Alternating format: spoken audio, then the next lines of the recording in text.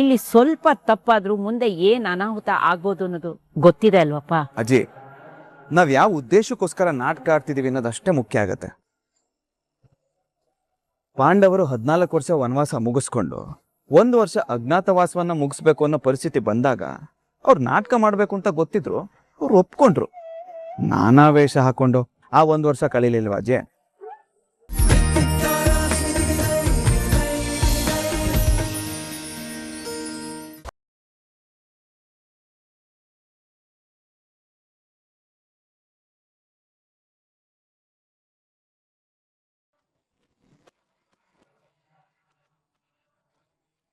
ನಿನ್ನ ನೋಡ್ತಾ ಇದ್ರೆ ನನಗ್ ಅಯ್ಯೋ ಪಾಪ ಅನಿಸ್ತಾ ಇದೆ. ಯಾಕೆ, ನಿನಗಿನ್ನೂ ಬುದ್ಧಿ ಬಂದಿಲ್ವಾ? ನನಗ್ ಬಂದಿದೆ ರಾಘವೇಂದ್ರ, ಹಾಗೆ ನಾನ್ ನಿನಗ್ ಬುದ್ಧಿ ಕಲ್ಸ್ಬೇಕು ಅಲ್ವಾ? ಕಲ್ಸಿದ ತಕ್ಷಣ ಕಲಿಯೋಕೆ, ಆಡ್ಸಿದ ತಕ್ಷಣ ಆಡೋಕೆ ನಾನು ಹಳೆ ರಾಘವೇಂದ್ರ ಅಲ್ಲ. ನಿನ್ ಮುಂದೆ ನಿಂತಿರೋದು ಹಳೆ ಅನಿತಾ ಅಲ್ಲ, ಹೊಸ ಅನಿತಾ. ಬರೀ ನಿನ್ ಶತ್ರು ಅಲ್ಲ, ನಿನ್ನ ಭವಿಷ್ಯ. ನೋಡೋ, ಹೆಣ್ಣಿಗೆ ಹಠ ಒಳ್ಳೇದಲ್ಲ. ನನಗ್ ಕೆಟ್ಟದನ್ ಮಾಡಿದ್ರು ಪರವಾಗಿಲ್ಲ, ಆದ್ರೆ ನಿನಗ್ ಒಳ್ಳೇದಾಗಕ್ಕೆ ನಾನ್ ಬಿಡಲ್ಲ. ನೀನ್ ಇನ್ನೂ ಈ ರೀತಿ ಇನ್ನೊಬ್ರು ದಾರಿಗೆ ಅಡ್ಡ ಬರೋದು, ಒಳ್ಳೆ ಕೆಲ್ಸಕ್ಕೆ ಕಲ್ಲಾಕದನ್ನ ಬಿಟ್ಟಿಲ್ವಾ?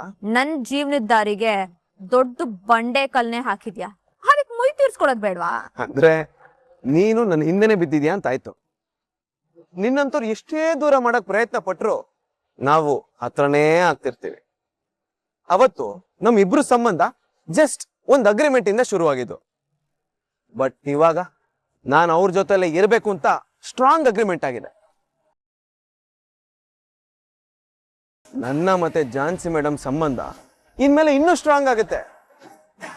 ಇನ್ಮೇಲೆ ಯಾವಾಗ್ಲೂ ಅವ್ರು ನನ್ ಜೊತೆಲೆ, ಅವ್ರ ಪಕ್ಕದಲ್ಲೇ. ಏಯ್, ಸುಳ್ಳು ಹೇಳ್ಬೇಡ ನೀನು. ನಾನು ಯಾವುದೇ ಕಾರಣಕ್ಕೂ ಅವ್ರನ್ನ ಬಿಟ್ಟು ಹೋಗ್ಬಾರ್ದು ಅಂತ ಅವರೇ ಡಿಸೈಡ್ ಮಾಡಿ ನನ್ನ ಲಾಕ್ ಮಾಡ್ಕೊಂಡಿದ್ದಾರೆ. ಇನ್ಮೇಲೆ ಅವ್ರಿಗೆ ನಾನೇ ಇಲ್ಲ, ಅವರಿಗೆ ಹಳೆ ನೆನಪನ್ನ ಹೇಗ್ ತರಿಸ್ಬೇಕು, ಈ ತಾಳಿನ ಹೇಗ್ ಕಟ್ಬೇಕು ಅಂತ ನನಗ್ ಚೆನ್ನಾಗ್ ಗೊತ್ತು. ನೀನೇ ಅಲ್ಲ, ನಿನ್ನಂತವ್ರು 10 ಜನ 100 ಜನ ಬಂದ್ರು ನಮ್ಮಿಬ್ರನ್ನ ದೂರ ಮಾಡೋದಕ್ಕೆ ಯಾರಿಂದನೂ ಸಾಧ್ಯ ಇಲ್ಲ. ಇನ್ಮೇಲಾದ್ರೂ ನಮ್ ದಾರಿಗೆ ಅಡ್ಡ ಬರೋದ್ ಬಿಟ್ಟು ನಿನ್ ಜೀವನದ ದಾರಿನ ನೋಡ್ಕೊ. ಹೋಗ್ ಸೈಡ್ಗೆ.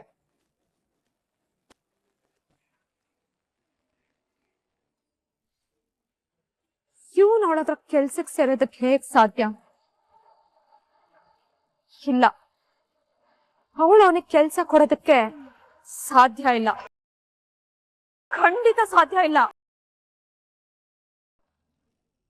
Hello hello hello hello Mithun, ಅಮ್ಮ, ಆಫೀಸಿಂದ ಬಂದಾಗಿಂದ ನೋಡ್ತಾ ಇದ್ದೀನಿ, ಪಲ್ಲವಿ ಎಲ್ಲ ಕಾಣ್ತಾ ಇಲ್ವಲ್ಲ? ಅವಳು ತವ್ರ ಮನೆಗೆ ಹೋಗಿದ್ದಾಳ ಕಣೋ. ತವ್ರ ಮನೆಗ? ಯಾಕಮ್ಮ, ಅಂತದೇನಾಯ್ತು ಇವಾಗ? ಪರಿಸ್ಥಿತಿ ಚೆನ್ನಾಗಿಲ್ಲ ಅಂತಾನೆ ಅವಳಲ್ಲಿ ಕಳಿಸ್ಕೊಟ್ಟಿರೋದು ಮಿಥುನ್. ಅವಳಷ್ಟೇ ಅಲ್ಲ, ಈಗ ನೀನು ಅಲ್ಲಿಗೆ ಹೋಗ್ತಿದ್ಯಾ. ನಾನುನಾ? ಯಾಕಮ್ಮ? ನೀವಿಬ್ಬರು ಶಾಂತಿ ಮುಹೂರ್ತಕ್ಕೆ ಪಲ್ಲವಿ ಮನೇಲೆ ಎಲ್ಲಾ ವ್ಯವಸ್ಥೆ ಮಾಡಿದೀವಿ, ಅದಕ್ಕೆ ನೀನ್ ಅಲ್ಲಿಗೆ ಹೋಗ್ಬಿಟ್ ಬಾ. ಏನ್ ಹೇಳ್ತಿದ್ದೀರಾ? ಹೌದು ಮಿಥುನ್, ಅನಿತಾ ಜೀವನ ಸರಿ ಹೋಗ್ಲಿಲ್ಲ ಅಂತ ನಿನ್ ಜೀವನನು ಹಾಳಾಗೋದ್ ಬೇಡ. ಅದಕ್ಕೆ ಇದ್ರಿಂದ ಅನಿತಾ ಮನ್ಸಿಗೂ ನೋವಾಗ್ಬಾರ್ದು ಅಂತ ಈ ತೀರ್ಮಾನ ಮಾಡಿದ್ವಿ. ನೋಡು ಮಿಥುನ್, ಯಾವುದೇ ಕಾರಣಕ್ಕೂ ಅನಿತಾಗೆ ಈ ವಿಷಯ ಗೊತ್ತಾಗೋದ್ ಬೇಡ. ಯಾಕಂದ್ರೆ ನಿಮ್ಮಿಬ್ರಲ್ಲಿ ಯಾರಿಗ್ ನೋವಾದ್ರೂ ನಮ್ ಕೈಲಿ ಸಹಿಸ್ಕೊಳಕ್ ಆಗಲ್ಲಪ್ಪ. ನನಗೆ ಅರ್ಥ ಆಗತ್ತಪ್ಪ, ಅದ್ರ ಬಗ್ಗೆ ನನಗೂ ಕನ್ಸರ್ನ್ ಇದೆ. ನಾನ್ ಮ್ಯಾನೇಜ್ ಮಾಡ್ತೀನಿ ಬಿಡಿ. ಆಮೇಲೆ ಇನ್ನೊಂದ್ ಮಾತು ಮಿಥುನ್, ಈಗ ನೀನ್ ಹೋಗ್ತಿರೋದು ಕಂಪ್ನಿ ಕೆಲಸದ ಮೇಲೆ ಬಾಂಬೆಗೆ ಅನ್ನೋ ತರ ಇರ್ಬೇಕು. ಯಾವುದೇ ಕಾರಣಕ್ಕೂ ನೀನ್ ಪಲ್ಲವಿ ಮನೇಲಿರೋ ವಿಷಯ ಅನಿತಾ ಕಿವಿಗ್ ಬೀಳ್ಬಾರ್ದು. ಡೋಂಟ್ ವರಿ ಅಮ್ಮ, ಅದನ್ನ ನಾನು ನೋಡ್ಕೊಂತೀನಿ. ಸರಿ ಸರಿ, ಬೇಗ ರೆಡಿಯಾಗಿ ಹೊರಡು. ಸರಿಯಪ್ಪ.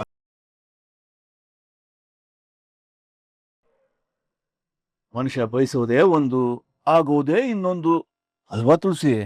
What do you mean Nagarjun? I mean destiny ಅನ್ನೋದೊಂದು ಇರುತ್ತೆ, ಎಲ್ಲ ಹಾಗೇ ನಡೆಯುತ್ತೆ ಅಂತ ಹೇಳ್ತಾ ಇದ್ದೀನಿ.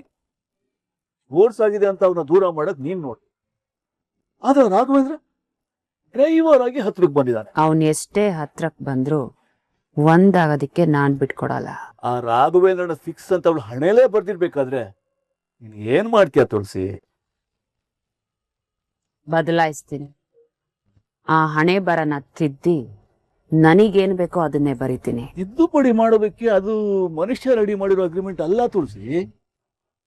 ಹೀಗೆ ಆಗ್ಬೇಕು ಅಂತ ಬರ್ದಿಟ್ಟಿರೋ ಕಮಿಟ್ಮೆಂಟು, ಅದನ್ನ ಬದಲಾಯಿಸಬಾರ್ದು ಅನ್ನೋದೇ ಅವನು ಕೊಟ್ಟಿರೋ ಜಡ್ಜ್ಮೆಂಟ್. ಅದನ್ನ ಬದಲಾಯಿಸಕ್ ನಿಮ್ಮಂತವ್ರ ಕೈಲಾಗದೆ ಇರ್ಬೋದು ನಾಗಾರ್ಜುನ್, ಆದ್ರೆ ಝಾನ್ಸಿ ವಿಚಾರದಲ್ಲಿ ನಾನೇನ್ ಅನ್ಕೊಂಡಿದ್ದೀನೋ ಅದೇ ಆಗತ್ತೆ. ಅವಳ ಮೇಲೆ ಅವನ್ ನೆರಳು ಬೀಳಕ್ಕೂ ಬಿಡಲ್ಲ ಅಂತ ಹೇಳಿದೆ. ಅವನನ್ನ ಈ ಮನೆ ಹತ್ರ ಸುಳಿಯೋಕ್ಕೂ ಅವಕಾಶ ಕೊಡಲ್ಲ ಅಂತ ತುಂಬಾ ಪ್ರಯತ್ನ ಪಟ್ಟೆ.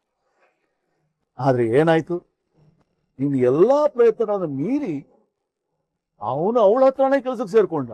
ಕೆಲ್ಸಕ್ ಸೇರಿದ ತಕ್ಷಣ ನಮ್ ಝಾನ್ಸಿ ಮನ್ಸನ್ನ ಗೆಲ್ಲೋದಿಕ್ಕಾಗಲ್ಲ, ಈ ಮನೇಲಿ ಸ್ಥಾನ ಪಡ್ಕೊಳ್ಳೋದಿಕ್ಕೂ ಆಗಲ್ಲ. ಆಗಲ್ಲ ಅಂತ ನೀನ್ ಹೇಳ್ತಾ ಇದೆಯಾ ತುಳಸಿ, ಆದ್ರೆ ಅವನಂತೂ ಅವನು ಪ್ರಯತ್ನ ಶುರು ಮಾಡಿ ಆಯ್ತಲ್ಲ. ಝಾನ್ಸಿ ಅವಳಿಗೆ ಗೊತ್ತಿಲ್ಲದೆ ಅವನಿಗೆ ಅಪಾಯಿಂಟ್ಮೆಂಟ್ ಆರ್ಡರ್ ಕೊಟ್ಟಿರ್ಬೋದು, ಆದ್ರೆ ಗೊತ್ತಿದ್ದು ಅವನನ್ನ ನಾನು ಇರೋದಿಕ್ಕೆ ಬಿಡಲ್ಲ. ಅವನು ಆಲ್ರೆಡಿ ಸೇರ್ಕೊಂಡು ಆಗಿದೆ ಮಾಮ್. ನೀನ್ ಇವಾಗ ಏನ್ ಮಾಡ್ತೀಯ ಅದನ್ನ ಹೇಳು. ಅವಳಿಗೆ ಅಪಾಯಿಂಟ್ಮೆಂಟ್ ಮಾಡ್ಕೊಳ್ಳೋದು ಗೊತ್ತು, ಆದ್ರೆ ಅದನ್ನ ಹೆಂಗೆ ಕಿತ್ತಾಕ್ಬೇಕು ಅಂತ ನನಗ್ ಗೊತ್ತು. ಈಗ್ಲೇ ಆ ಕೆಲ್ಸ ಮಾಡ್ತೀನಿ.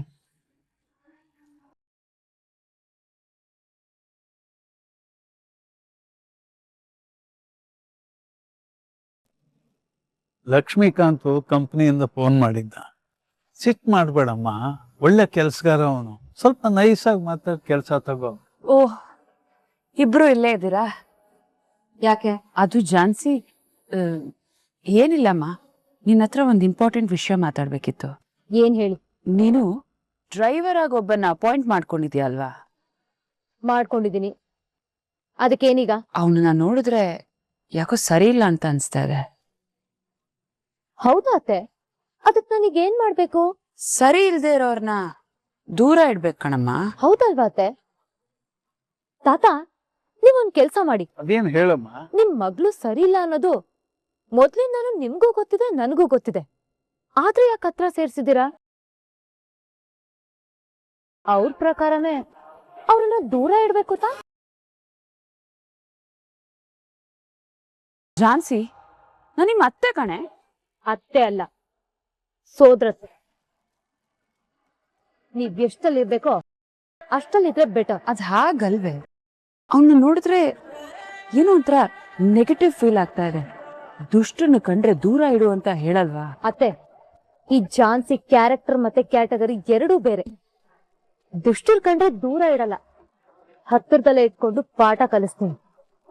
ಅವನ ಮಾತುಕತೆ, ಅವನ ನಡವಳಿಕೆ ಯಾವ್ದ್ರಲ್ಲೂ ಒಂದು ಪಾಸಿಟಿವ್ ಕ್ಯಾರೆಕ್ಟರ್ ಕಾಣಿಸ್ತಾ ಇಲ್ಲ. ನಿಮ್ ಮಗನ್ ಮಾತುಕತೆ ನಡವಳಿಕೆಲೂ ಅಷ್ಟೇ, ನನ್ಗೆ ಯಾವ್ದೇ ರೀತಿ ಪಾಸಿಟಿವ್ ಫೀಲೇ ಬರಲ್ಲ. ನೋಡು ಝಾನ್ಸಿ, ನನ್ ಮಗನ್ ವಿಷಯನೇ ಬೇರೆ, ಅವನ ವಿಷಯನೇ ಬೇರೆ. ಇರ್ಬೋದು, ಆದ್ರೆ ಇಬ್ರು ಗಂಡಸ್ರೆ ತಾನೆ. ನನ್ ಪ್ರಕಾರ ಗಂಡಸ್ರೆಲ್ಲ ಒಂದೇನೆ. ಗಾಡ್ ಝಾನ್ಸಿ, ನನಗ್ ಹೇಗ್ ಅರ್ಥ ಮಾಡಿಸ್ಲಿ? ಅವನ್ ಪ್ರತಿ ಮಾತಲ್ಲೂ ಕೊಬ್ಬು ದುರಂಕಾರನೇ ತುಂಬಿಕೊಂಡಿದೆ. ಅದನ್ನ ಕರಗಿಸ್ಬೇಕಂತಾನು ನಾನು ಅವನನ್ನ ಡ್ರೈವರ್ ಆಗಿ ಅಪಾಯಿಂಟ್ ಮಾಡ್ಕೊಂಡಿರೋದು.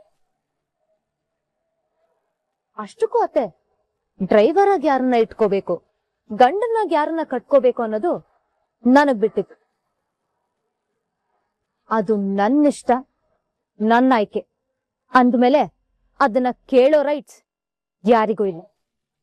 ಸೊ ನೀವ್ ಅದನ್ನ ಕೇಳೋ ಪ್ರಯತ್ನ ಕೂಡ ಮಾಡೋದಕ್ಕೆ ಹೋಗ್ಬೇಡಿ. ಅಪ್ಪ, ಇರಮ್ಮ, ಹೇಳೋದು ಕೇಳೋದಕ್ಕೆ ಯಾವುದಕ್ಕೂ ರೈಟ್ಸ್ ಇಲ್ಲ ಅಂತ ಹೇಳಿ ಹೋದ್ಲಲ್ಲಮ್ಮ. ಅದು ನಿನಗೆ ಮಾತ್ರ ಹೇಳಿದ್ದಲ್ಲ, ನನ್ನನ್ನು ಸೇರಿಸ್ಕೊಂಡು ಹೇಳಿರೋದು. ಆದ್ರಿಂದ ನೀನು ಇದಕ್ಕೆಲ್ಲ ಹೆಚ್ಚು ತಲೆ ಕೆಡಿಸ್ಕೋಬೇಡಮ್ಮ. Take it easy. ಅಪ್ಪ ಭಗವಂತ ನೀನೇ ಕಾಪಾಡಪ್ಪ. ಅಂತೂ ಇಂತೂ ಅತ್ಗೆಗ್ ಹತ್ರ ಆಗೋ ಕೆಲ್ಸ ಶುರು ಆಯ್ತಲ್ಲ, ಅಷ್ಟು ಸಾಕ್ ಬಿಡೋಣ. ಒಂದ್ ಥರದಲ್ಲಿ ಖುಷಿ ಆಗುತ್ತೆ, ಇನ್ನೊಂದ್ ಕಡೆ ಈ ನಾಟಕದ ಜೀವನ ಎಲ್ಲಿ ಹೋಗಿ ಮುಟ್ಟುತ್ತೋ ಅಂತ ಆತಂಕನೂ ಆಗ್ತಾ ಇದೆ. ಜೀವನನೇ ಒಂಥರ ನಾಟಕ ಅಲ್ವಾ ದೊಡ್ಡಪ್ಪ? ನಮಗೆ ಗೊತ್ತಿಲ್ಲದೆ ನಮಗ್ ಸಿಕ್ಕಿರೋ ಪಾತ್ರನ ನಾವು ನಿಭಾಯಿಸ್ತಾ ಇರ್ತೀವಿ. ಮೇಲಿರೋ ಸೂತ್ರಧಾರ ಆಡಿಸ್ದಂಗೆ ನಾವು ಆಡ್ತಿರ್ತೀವಿ ಅಷ್ಟೇ.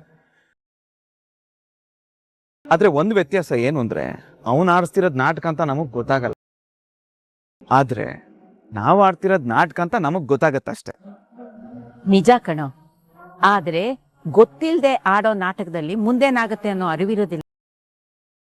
ಇಲ್ಲಿ ಸ್ವಲ್ಪ ತಪ್ಪಾದ್ರೂ ಮುಂದೆ ಏನ್ ಅನಾಹುತ ಆಗ್ಬೋದು ಅನ್ನೋದು ಗೊತ್ತಿದೆ ಅಲ್ವಪ್ಪ. ಅಜ್ಜಿ, ನಾವ್ ಯಾವ ಉದ್ದೇಶಕ್ಕೋಸ್ಕರ ನಾಟಕ ಆಡ್ತಿದೀವಿ ಅನ್ನೋದಷ್ಟೇ ಮುಖ್ಯ ಆಗತ್ತೆ. ಪಾಂಡವರು 14 ವರ್ಷ ವನವಾಸ ಮುಗಿಸ್ಕೊಂಡು 1 ವರ್ಷ ಅಜ್ಞಾತವಾಸವನ್ನ ಮುಗಿಸ್ಬೇಕು ಅನ್ನೋ ಪರಿಸ್ಥಿತಿ ಬಂದಾಗ ಅವ್ರು ನಾಟಕ ಮಾಡ್ಬೇಕು ಅಂತ ಗೊತ್ತಿದ್ರು, ಅವ್ರು ಒಪ್ಕೊಂಡ್ರು. ನಾನಾ ವೇಷ ಹಾಕೊಂಡು ಆ 1 ವರ್ಷ ಕಳೀಲಿಲ್ವಾಜೆ? ಹಾಗೆ ಇದು ನನ್ನ ಅಜ್ಞಾತವಾಸ ಅಂತ ಅನ್ಕೊಂತೀನಿ. ಈ ಅಜ್ಞಾತವಾಸದಿಂದ ಒಳ್ಳೇದಾದ್ರೆ ಸಾಕಪ್ಪ ರಾಘು. ಒಂದೊಳ್ಳೆ ಉದ್ದೇಶಕ್ಕೋಸ್ಕರ ಅಥವಾ ಸತ್ಯನ ಗೆಲ್ಸೋದಕ್ಕೋಸ್ಕರ ನಾಟಕ ಮಾಡಿದ್ರು 100 ಸುಳ್ಳು ಹೇಳಿದ್ರು ತಪ್ಪಿಲ್ಲ. ಅದನ್ನ ನಾನು ಇವಾಗ ಅರ್ಥ ಮಾಡ್ಕೊಂಡಿದ್ದೀನಿ.